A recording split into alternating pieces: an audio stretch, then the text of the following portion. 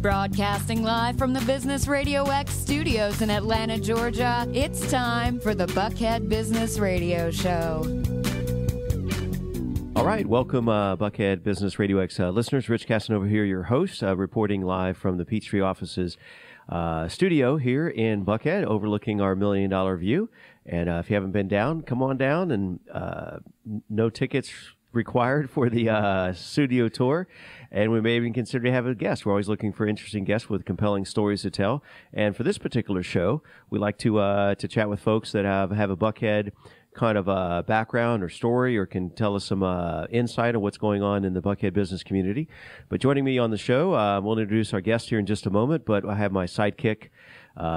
Is that a favorable term? That sounds good, right? It sounds like radio lingo. Yeah, I feel like I'm riding around in a sidecar to the motorcycle. Exactly. Everywhere you go, there I go. John Wayne and Tonto. Who was Tonto's? Lone Ranger. Oh, there you go. Lone Ranger and right. Tonto, yeah. Okay. But meanwhile, it's Ryan Red Hawk McPherson sitting in the studio. Welcome, Ryan. Oh, thank you, Rich. Thanks for having me once again. What a pleasure it is to be here on a beautiful Tuesday morning. Yeah, and you're here in the studio several days during the week with this show and Ale Radio, and then we'll talk about your show in just a moment. But you were on the road. You just came back from the road from corporate.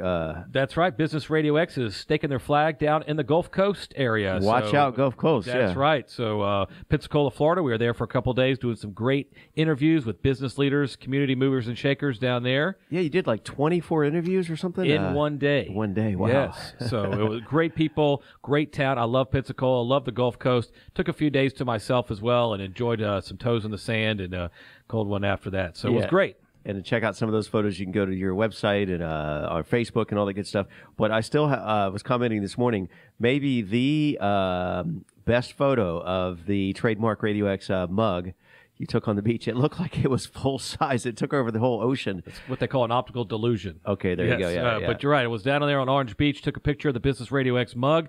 If you want to see that photo, go follow me on Twitter at Ryan Redhawk, or follow us on Twitter at Buckhead RadioX.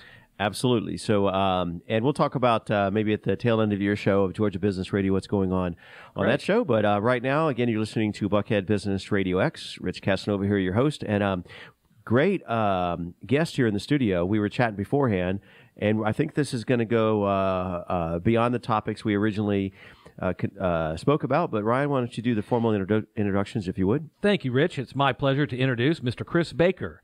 He has been at the forefront of the convergence of digital marketing, public relations, direct marketing, and online brand engagement for 2 decades. Chris Baker has secured editorial inclusions in over 200 media organizations, including MSN, Reuters, Forbes, Yahoo News, VH1, Wall Street Journal, Details, Sunday Morning Herald, BBC Radio, CNN, NBC, ABC, CBS, Fox, and E! Entertainment Television, and now, drum roll, please, Buckhead Business Radio X. Add that to your bio there. Welcome to the studio, Chris Baker. Thank you very much for having me, guys. Absolutely, yeah. So how's Tuesday treating you so far? Oh, not too bad. I like your office. It's beautiful, beautiful view. I'm glad to be here. Thank you. Not a bad view for radio, right? Yeah. Not at all. It's hard not to get distracted. I know, right? So we'll try to keep you on focus here. So before we kind of jump into Chris Baker PR, and you certainly have a resume to I'm sure you have more stories than we have time for. But before you got into the PR business, what's kind of a little bit of your background or backstory?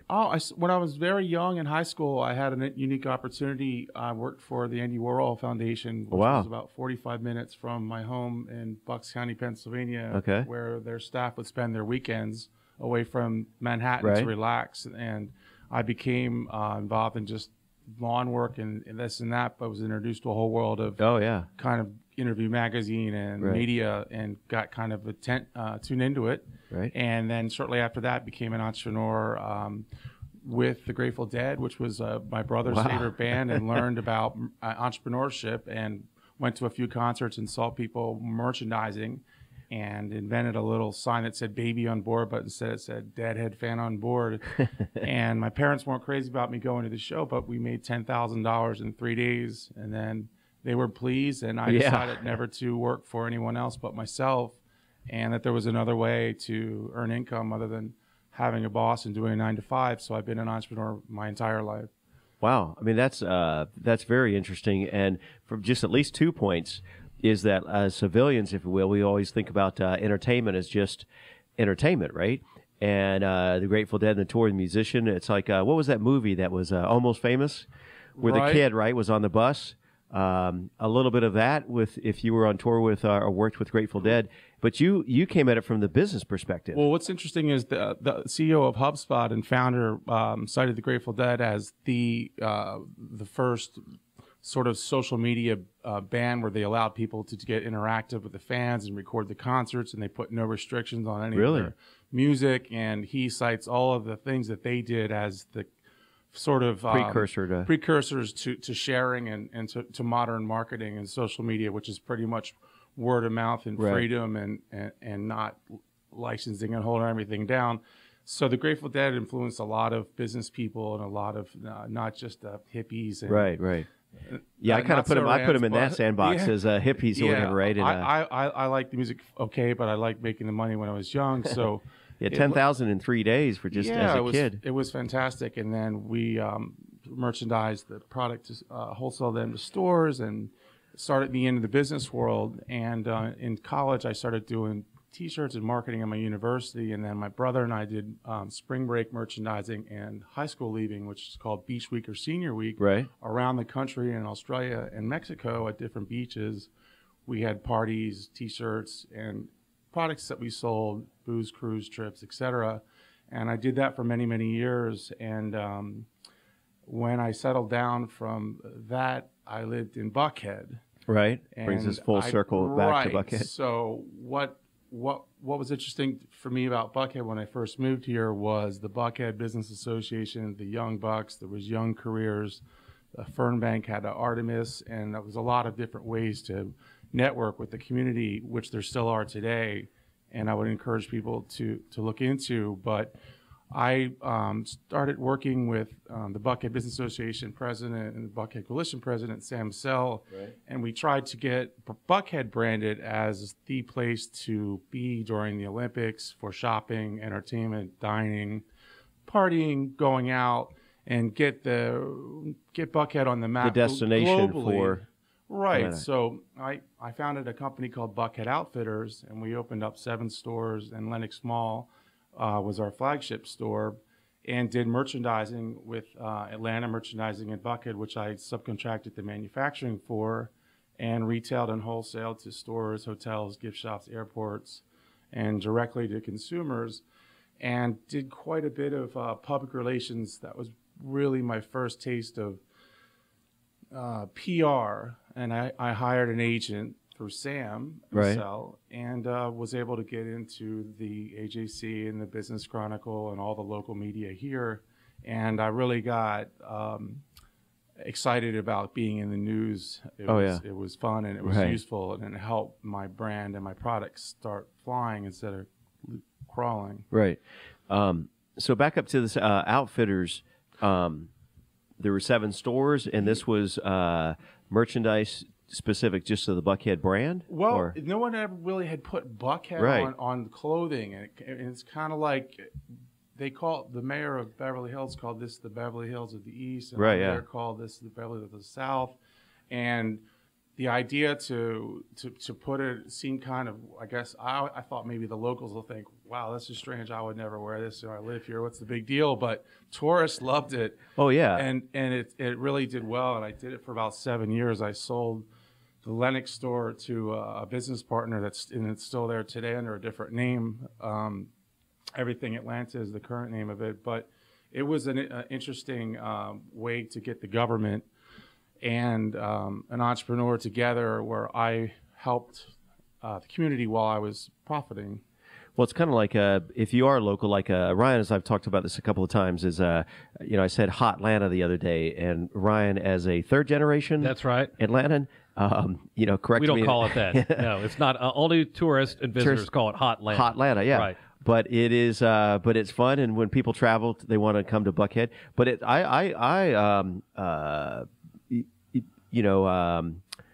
connect this with this conversation to kind of like going to Hilton Head, and you got to go to the Salty Dog, get a Salty Dog T-shirt. Exactly. Right? And I remember first time I was there, I was all excited, and I'd wear it here in Atlanta. I see other Salty Dog T-shirts.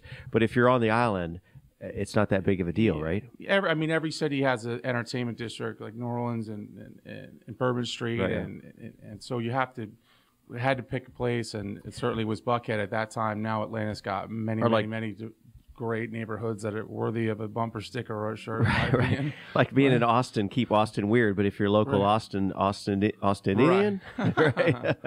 Right. But okay, so in terms of Buckhead, so talk to us about the Olympics and how involved were you in that, and in I guess in how did Buckhead tie in? Because you think about the Olympics. Because I was living in California at the time, I flew out for the Olympics, was here. And it was all kind of Centennial Park. Well, Atlanta got mixed reviews on the Olympics internationally, but locally, things were fine. It was quite a shakeup when there was local terrorism in downtown, and my stores downtown were doing great, and the ones in Buckhead were doing poor. And then everyone went to Buckhead because Obama got off in Centennial Olympic Park, and it was a crazy 17 days of merchandising with dated merchandising. Oh, yeah. I had stores, and I had to sell it. If it wasn't sold, it was Christmas presents for my relatives for the next couple decades. So it was difficult and stressful, but I did well, and I celebrated by taking my staff on holiday to my favorite place in the world, which is an island in Spain called Ibiza in the Balearic Islands. And that actually led to my next entrepreneurial venture. Yeah, we were talking before we went on the air of Spain. I was in Barcelona. I'm a quarter Spanish from my grandmother in Madrid, but so Ibiza. But how did you go from Atlanta, Buckhead to? It was I'd Spain? been having free time from my spring break ventures, which were seasonal, and I would spend my holidays in Europe. And I found out about this entertainment island, which had great nightlife and beaches and weather. Right. And I liked it so much that I decided to take Americans there on tourism trips. Oh, okay.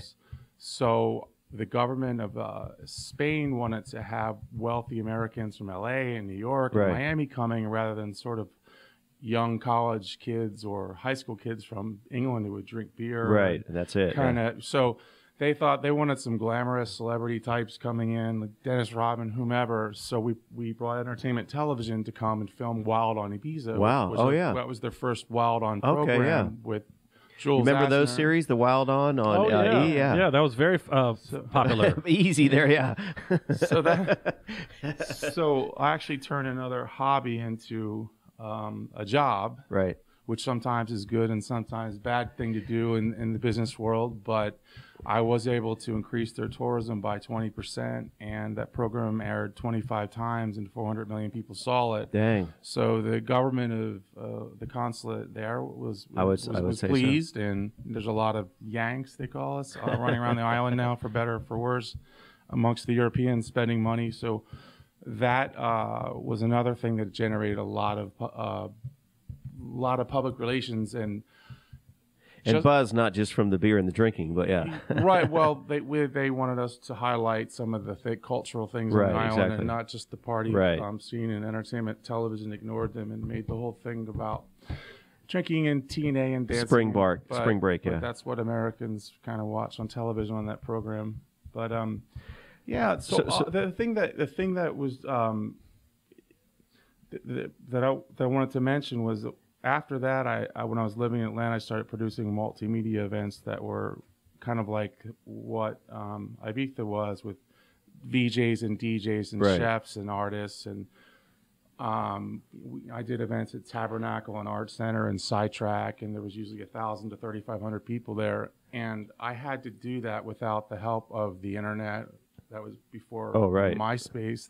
Before Friendster. Prior to Friendster's just coming online. So I have a unique combination of guerrilla marketing prior to digital marketing, which just involved meeting influencers and local trend setters and making them hosts, and using different networks to gather an audience and direct consumer behavior.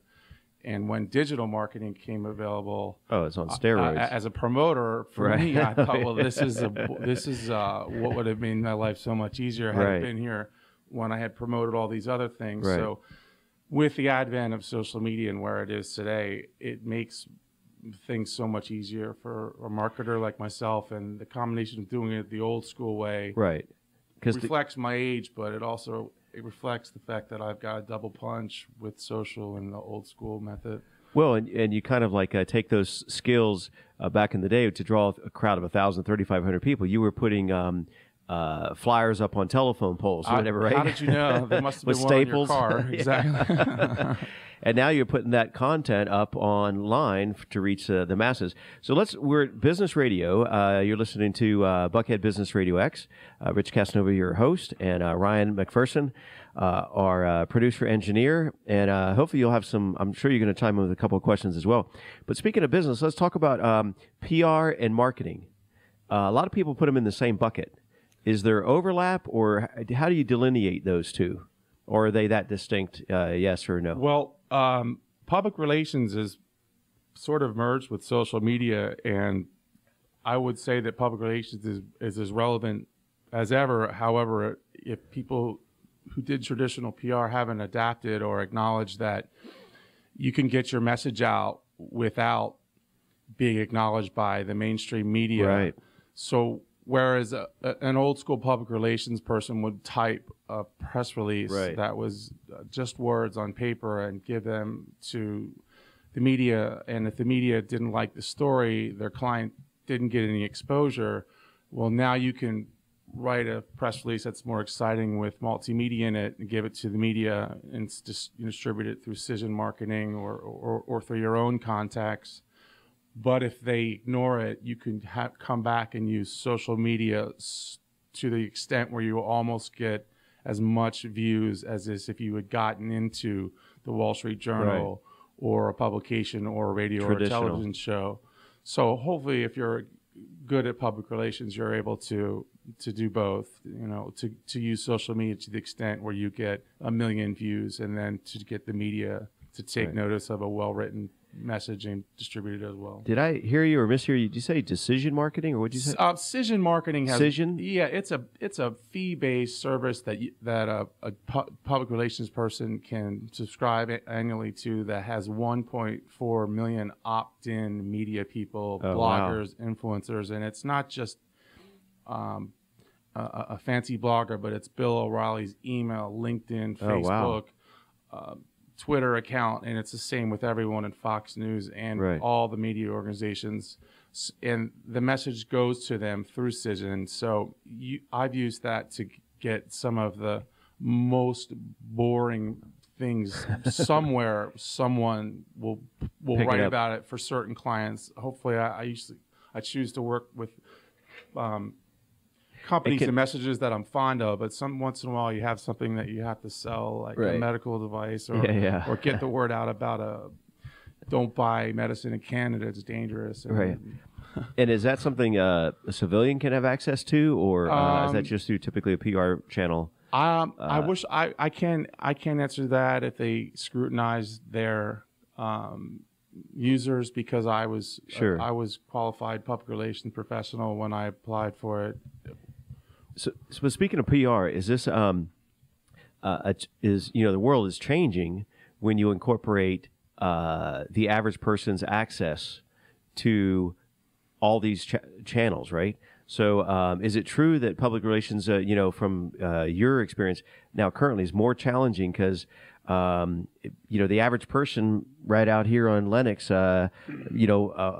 walking through the mall, we have this evolution of selfies and i.e. self-promotion, right? So is the PR role more needed or kind of watered down, or more of a challenge to get, why do I need a PR person? I can become my own PR person. Well, if you're listening to what I've said and you're a small business owner or a medium-sized business owner or a large one, hopefully you would realize that there's a little bit more to it than just blogging or going on taking Facebook a selfie, and writing stories and a selfie. It involves more sophisticated methods and certain well-written press releases that are SEO optimized and word content optimized and sent with the right message and subject matter. And you're not just going to get anyone from Fox to open up your message if you send it through Cision. And let's put it that way. Yeah. Okay. I guess it's kind of like professional artist or photographer versus, somebody with their cell phone. But it is inspiring and empowering for a young, let's say, a music artist who used to be shut out, or someone who's designing clothing.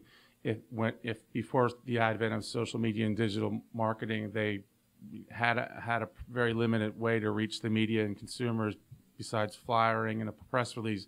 Now there's a million different ways through SoundCloud and through Vimeo and Instagram and Facebook and Twitter, and they can actually work so hard and do so much that if they're worth getting noticed, it's possible that they can if they try hard enough. So there's more opportunities today by far. But for a small guy. Yeah, but so back to kind of our listeners and our audience, entrepreneurs, business leaders, executives. It is kind of the rule of thumb still applies, though, that let them do what they do best, right? And let a PR expert handle that promotion of their business. I would think so. Right. It's hard to be objective about yourself and speak speak about your company. And that's why when I write press releases, which I've written for hundreds of people and businesses, I'm really tuned into interviewing them for about 30 minutes and getting things out of them that they really never really could talk about. They might feel shy about bragging, or they might not how to put the right words around what the unique thing they're putting forward as a service or a product is. So I can really write their bio or their press release in a way that puts it in its best light and then distribute it to the most wide audience possible. So and the target audience that they want to get in front of as well, you right? Absolutely should use a professional public relations person if you're trying to launch a new business or continue the growth of your current one on an ongoing basis as a retainer. And also, I think it kind of postures yourself in a better, positioning, as opposed to it's that not just third party endorsement, but it's an expertise. And you struck on a chord that we often talk about, is that the value of this platform of having a conversation. And then we just did one the other day. We had Fran Tarkenton in. We had that then that entire conversation transcribed in a third person interview type format that then can be then repurposed on blogs and so forth, right? Sure. As opposed to if you just start with a blank page, what am I going to write about today? It's difficult to do that for most people, but we can have a conversation like we're having now and then go back and have that transcribed, and now you have all that content to work with. Content creation. Yeah, so we're speaking with Chris Baker. He is with Chris Baker Public Relations. You can find him on his website, chrisbakerpr.com, or check him out on Twitter, cbakerpr. You can follow him there. So let's talk about your business today, the type of clients you're representing, and how do these clients find you? Well, they find me through word of mouth. They find me through my efforts at marketing, and they find me on social media when they do searches for different things. I've seeded the web, or what I created a digital footprint that's quite dynamic, and created networks. I think I have 550,000 views on Google+. Like I put content out. I put images out. I put things that people want to know about. And I just don't put it out as a company in a dry business sense. I think businesses in a small business where you're the owner, I actually have a link bank where I put what I listen to, my favorite songs on SoundCloud, as well as what I read, links to my blogs, all an encompassing sort of information about myself and my company, where one of those things is going to get the viewer interested and say, hey, this guy might be a good fit for what I'm trying to do business-wise or brand-wise or my image or my brand. Right. So you have a large digital footprint. You're based out of here of Atlanta, is that right? Yes, sir. And so you represent people not just in Atlanta, but all over the country and the world. Yeah, I worked with Easy Riders Events, which is like Harley Davidson. They've been around since 1969 as their publicist. I've worked with plastic surgeons in the Hamptons. My clients have ranged from IT to celebrities, a lot of entertainment industry clients, a lot of celebrity clients. Who are some current folks that you're working with now? What projects, I guess, do you have in your hopper? I'm working with a company that's creating food products and placing them into all the gift shops in the airports around the country, out of the Hamptons. I'm working with a lot of different startups that are people that I've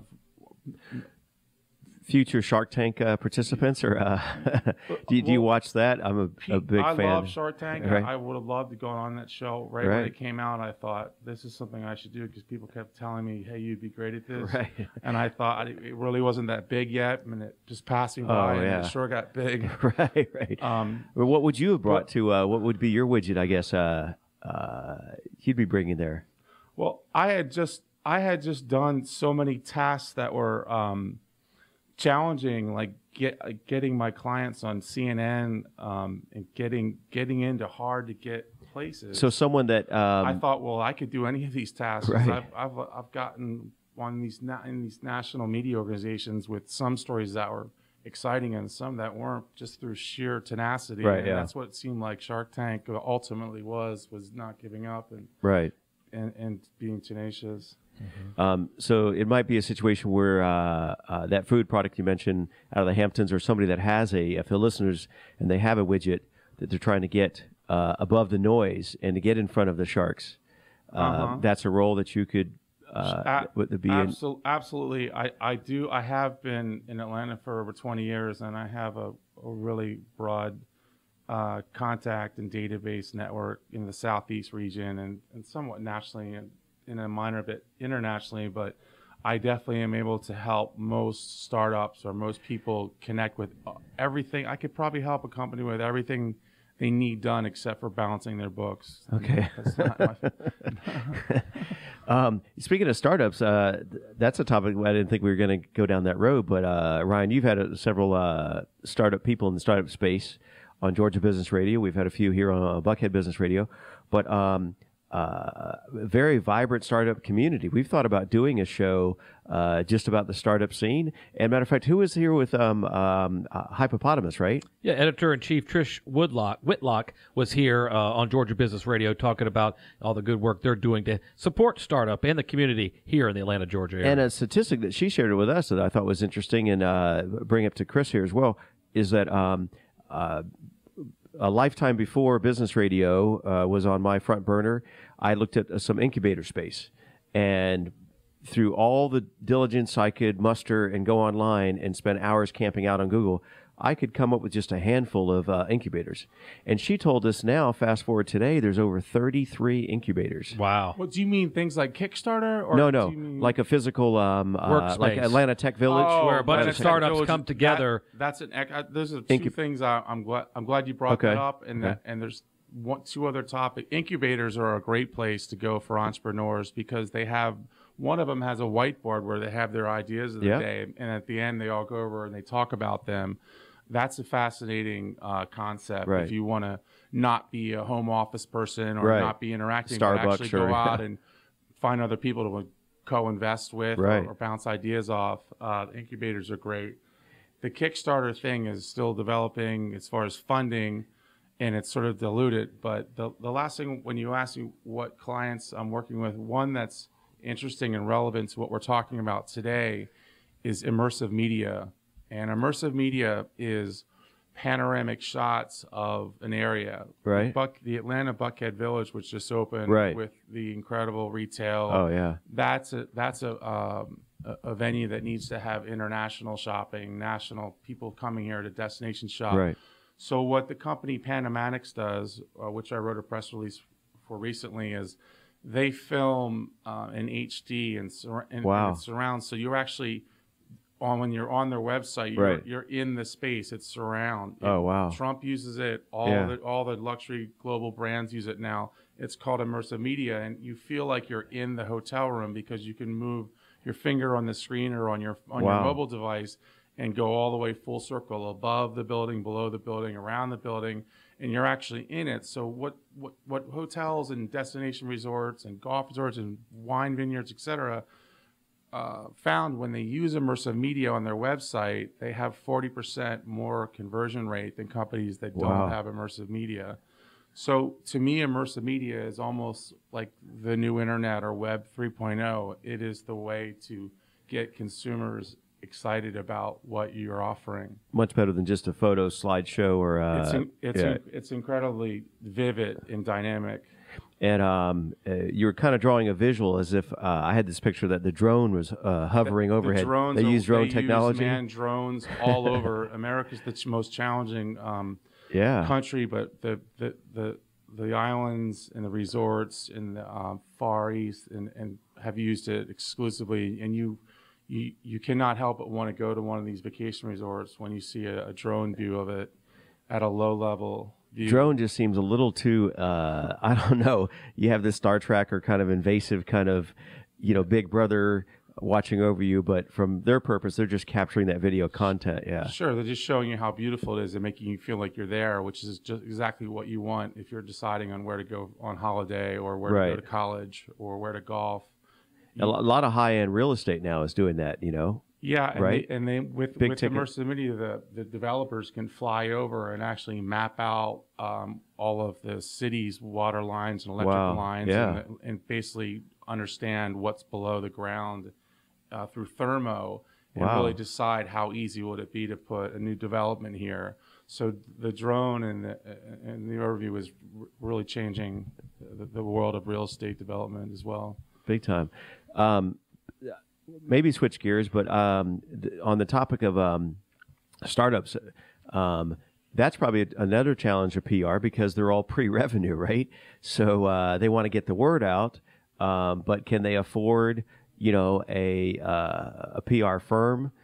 Or have you done any? I don't want to put you on the spot, but have you ever had a conversation of them enticing you to say, Chris, come on board?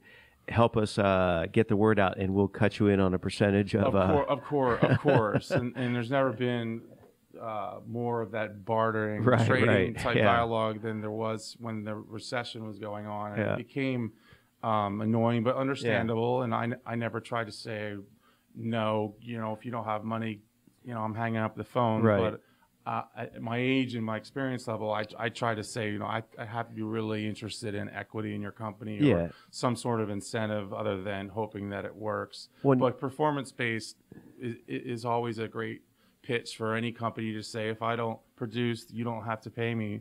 But typically I tell people it's, I have an hourly rate and a retainer that's, instead of making it 3-month minimum, I'll make it a month for you, or just things like along those lines for a startup. Yeah, you kind of hit on a point too. Is I want to follow up question on this idea of Ryan's brought it up a couple times with business consultants or coaching, spaces where they're in an advisory role, right? And so, as a business person, how often do you get asked that question, or is it inappropriate? Return on investment, right? Because is a PR more about kind of branding and big picture kind of stuff, or is there parts of it that is measurable? And who do we have in here? Somebody on social media, and they said that they were able to get that brand huge traction, but some business owners wearing that hat, they want to see, conversion, like you talked about conversion rates. Sure. So is that a balancing act as far as some PR? It's not about ROI, right?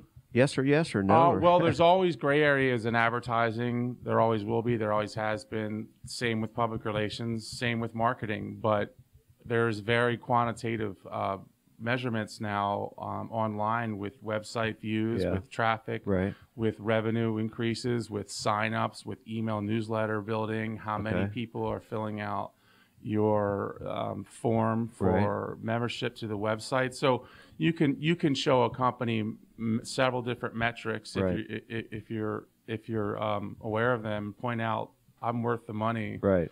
One way that I like to do it is say, well, you're spending $20,000 now. How many leads are you generating a month for, let's say, a company that's selling real estate to international buyers? I tell them, give me your $20,000 budget and let me show you how many leads I get. And what happens is I'll be more effective. I'll only spend 10, but I'll double their amount of leads and get to keep $10,000 of that because I know how to generate leads better than their current sort of archaic method. Well, yeah, an archaic would be, i.e., a billboard. There's no analytics you can tie onto a billboard or on the side of a taxi or a bus, or just a Google AdWorks ad that's not very targeted. Unlike Facebook, where you can get hyper targeted, you can really zero in on exactly what that consumer's interests are. If it's a BMW, Equifax is told Facebook, for example, this person's lease is about to come up. They love BMWs and they love to eat at bones. So what happens is you send them a gift card for $100 in their newsfeed of Facebook to Bones if they go look at a BMW and drive one. Right. And it's very, very hyper-targeted and useful if you know how to. That's useful and scary at the same time. It's scary and intrusive, but it's the way it's going. It's the new world, Yeah. I mean, I imagine at one point people thought radio was kind of intrusive or whatever, right? Right. People in your home. Yeah. Talking. Oh, there's. I hear voices in that box coming out of there or whatever. Turn that off. They're going to start listening back to us, right? We have maybe time for one more question here. Talk to us on the topic of inbound, outbound marketing, and I mean, put that in layman's terms, if you would. Well, outbound marketing was what people did prior to inbound marketing. And I would say 20 years ago, outbound marketing started to die slowly. But that was everything that you did going out. You were giving people business cards. You were going to trade shows. You were putting billboards up. You were posting ads in Creative Loafing or New York Times, and you were pushing messages in their face. And now inbound marketing is the opposite. It's messages drifting in front of you gently that are so subtle and so unintrusive, just like the Facebook feed with interest that you have and Google feed from just they're scanning your email and knowing what you're interested in. And suddenly there's ads that relate to things that you like, but they're pushing what you want onto you, but they're not even pushing it. It's just amongst all the things that you read every day. So inbound marketing is social media, and social media really just means word of mouth. It's a softer marketing. It's a less pushy salesman marketing, and inbound marketing is what you want to be involved in today. There's very little need for anything other than inbound marketing. Yeah, and two schools of thought on that. One hand, you might say, well, that's scary or kind of Big Brother kind of stuff, or how do they know that? But on the other hand, it's like, what would you rather see? All this advertising that is just annoying, that I have no interest in whatever, buying a truckload of Christmas trees. Why does that keep, appearing? Or I keep hearing every time that I'm on the TV and a advertisement comes up for some type of medication I don't need, it's just annoying.